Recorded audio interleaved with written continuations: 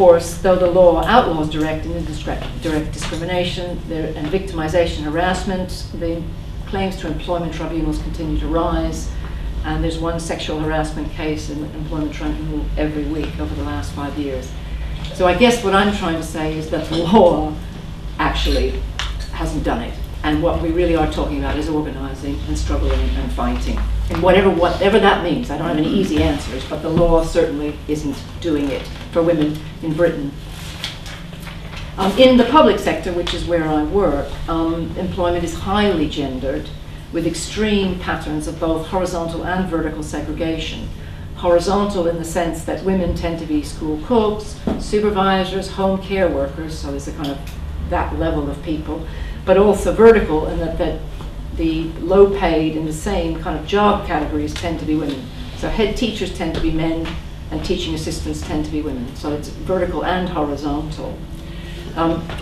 It's a very large employer of women in the public sector. A third of all women workers who are working in the UK are working in the public sector.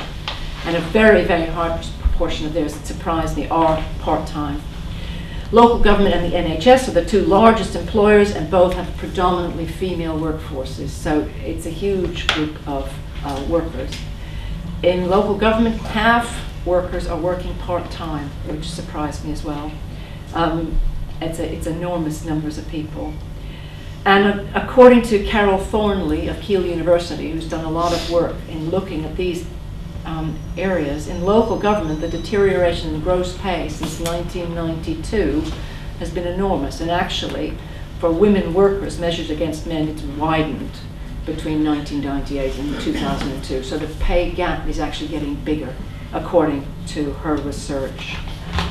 In Unison, which is, as I said, I've been for some years, there's no doubt a very, very close linkage between issues of gender, class, part-time work, domestic roles, and undervaluation of what's seen as women's work. 3/4 of the members of Unison are women, and 1/3 of those are working part-time. In the last few years, we've had 3 fairly big disputes.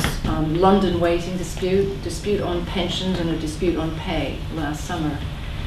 And though ACAS has just awarded us 0.3% of an extra on our 2.45% pay rise, which is, as somebody said today, don't book a holiday. Nonetheless, they haven't been enormously successful disputes. And I think it's worth thinking about in terms, again, of such a large proportion of women in the union and what it's all about. So these are just some thoughts. First of all, obviously, a low density of trade union members in the public sector, though it's high in comparison to the private sector. But it's something like 51.8% are in trade unions, 69% are covered by collective agreements. So it's only just over 50% union density, even in the public sector. Of course, it's less in the private sector. The action that was called in all cases of these 3 disputes was 1 or 2 days only. Now, I don't just blame the union leaders for that, which some people would.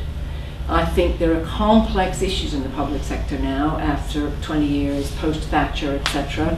I think there's a lack of experience, a lot of young people who don't have the continuity that some of us have, a lack of confidence. There's also undoubtedly an issue, I think, in certain groups of people, and particularly perhaps some of the women, in being very close to service users, people like home carers, and people very committed to the work they do, and finding it very difficult to take that step out of that relationship.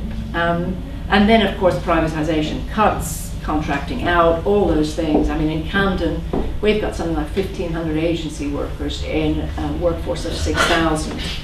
You know, so those are temporary people. Those are people always at risk. Those are people who, though we try to recruit them, and some of them join, they're not employed by Camden. They're very much here today, gone tomorrow, and really with no rights at all. So it's a very, and that will be, I'm sure, the situation across the public sector. And then, of course, there is the role of the trade union, the fact that in Unison, certainly, there's been real witch hunting and victimization. It may be initiated by employers, but it's been picked up by the union in some big, high-profile cases.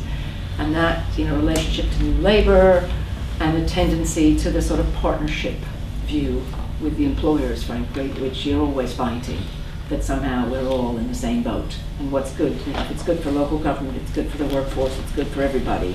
And you have a real sort of philosophical battle to fight, I think, on that front.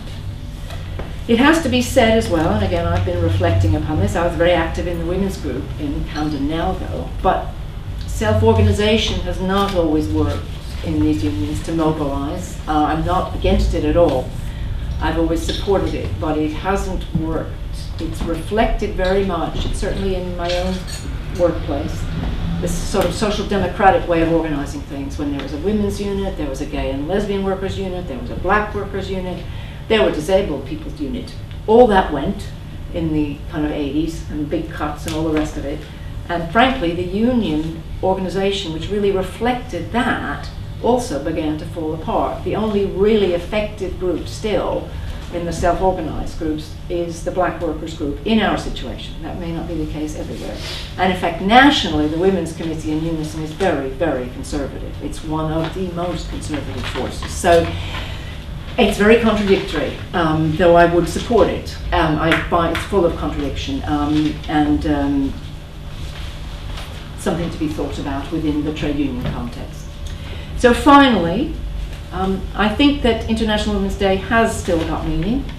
One of the things I was looking at, for instance, was the situation in Iran, where they've had very big, very active, organized women's demonstrations, a lot of arrests, hunger strikes, etc., where they've really used this day to organize and to make public statements. And I found it quite moving looking at some of the slogans from a demonstration in 2007, where these were demonstrations among students, and they were saying, "United and in unison, we women and freedom-loving people declare no to women's oppression. We protest against gender apartheid, which has become institutionalized, and demand the abolition of all anti-women laws. We support the struggle of people for equal rights between men and women. We condemn any compulsory dress code. We demand the immediate banning of capital punishment and stoning. We strongly condemn any humiliation and violence against women. We condemn domestic and state violence. We demand the immediate release of women political prisoners," and at that point there were a lot. "We support the teachers' and workers' struggles. We demand the immediate stop to the arrest and deportation of all Afghan residents and declare all immigrants in Iran must enjoy equal civil rights. We strongly believe and declare no to economic sanctions, no to war, no to nuclear bombs. Long live freedom, equality, and welfare for all." It's a very simple list in a sense, but you think of where these women are and what they're fighting for, and I think it has a real meaning and a real resonance, which is worth really us thinking about as well in terms of the early days and the way it developed, as I was talking about. But the last thing I want to say is really something that I think is very much part of what I was trying to say at the beginning, and how I don't see this as separated from the class struggle. In Istvan Majoris's book, Socialism or Barbarism, he talks about there's an interview with him at the end, and he gets asked about revolution and what does that mean now? Does it still have validity, the concept? And he says that when he talks about revolution, he's talking about the profound and ongoing revolutionary transformation of all facets of our social life. And the transformation of the new mode of controlling the social metabolism must penetrate into every segment of society. It is in that sense that the concept of revolution remains valid. Indeed, in the light of our historical experience, more valid than ever. A revolution in this sense not only eradicates, but also implants. You have to put in the place of what has been removed something capable of taking deep roots. And I think that this discussion and the discussions that a lot of people are having is really struggling after the experience we've had of the 20th century, of the experience of Stalinism, and of all that that meant. People are really trying to rediscover what is revolution, is it valid, what is it going to mean? And I think the emancipation of women, the real emancipation of women and a society of equals, is what we're all trying to discuss and struggle for.